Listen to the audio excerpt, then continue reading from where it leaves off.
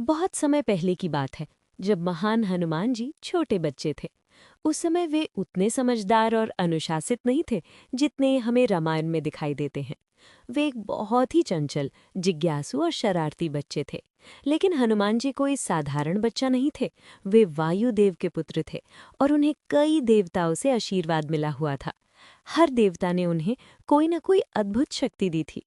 असीम बल, आकाश में उड़ने की क्षमता, अपने आकार को छोटा बड़ा करने की शक्ति और ऐसा शरीर जिसे कोई भी हथियार नुकसान नहीं पहुंचा सकता था।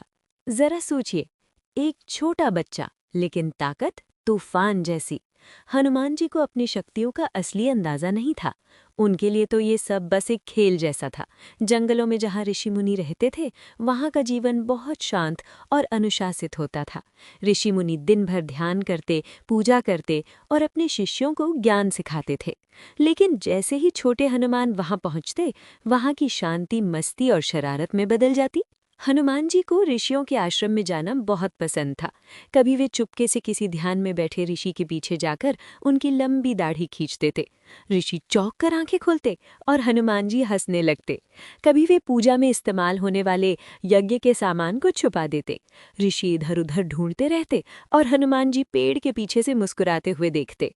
एक बार तो उन्होंने यज्ञ की अग्नि पर पानी छिड़क दिया, जिससे आग की लपटें हिलने लगी।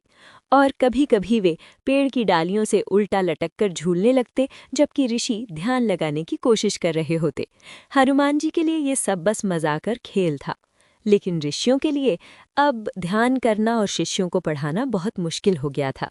सबसे बड़ी समस्या ये थी, वे हनुमान जी को रोक ही नहीं सकते थे। हनुमान जी को देवताओं का आशीर्वाद मिला हुआ था। कोई हथियार उन्हें चोट नहीं पहुंचा सकता था और कोई भी उन्हें नियंत्रित नहीं कर सकता था। ऋषि परेशान होने लगे, लेकिन वे हनुमान जी से नाराज नहीं थे। वे जानते थे कि हनुमान जी बुरे नहीं हैं, वे बस एक बच्चे हैं जिन्हें अभी अपनी शक्तियों का सही उपयोग करना नहीं आता। इसलिए ऋषियों ने सोचा कि उन्हें सजा देने के बजाय एक सीख दी जाए। एक दिन सभी ऋषि इकट्ठा हुए और उन्होंने एक हल्का लेकिन प्रभावशाली श्राप दिया। उन्होंने कहा, तुम्हें अद्भुत शक्तियां मिली है, लेकिन अभी तुम उनका सही उपयोग करना नहीं जानते। इसलिए आज से तुम अपनी सारी शक्तियां भूल जाओगे। तुम एक साधारण वानर की तरह जीवन जियोगे, जब तक कोई तुम्हें किसी अच्छे और महान कार्य के लिए तुम्हारी असली शक्ति याद नहीं दिलाता। जैसे ही ये श्राप दिया गया, हनुमान जी अपनी शक्तियों को भूल गए। उन्हें याद ही नहीं रहा कि वे आसमान में उड़ सकते हैं या पहाड़ उठा सकते हैं।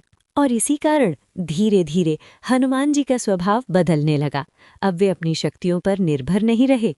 उन्होंने विनम्रता सीखी, उन्होंने अनुशासन सीखा, उन्होंने ज्ञान और गुरुओं का सम्मान करना सीखा।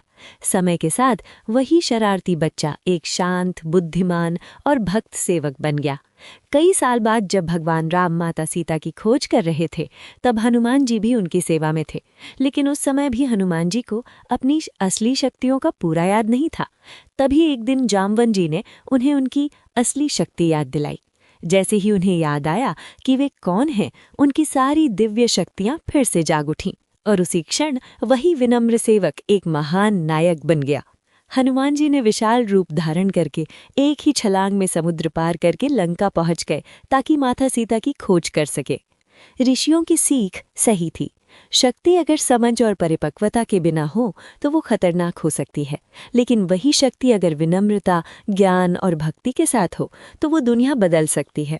और इस तरह वही शरारती बच्चा, जिसे कभी दिव्य शरारती कहा जाता था, आगे चलकर भारतीय इतिहास और रामायण के सबसे महान नायकों में से एक बन गया।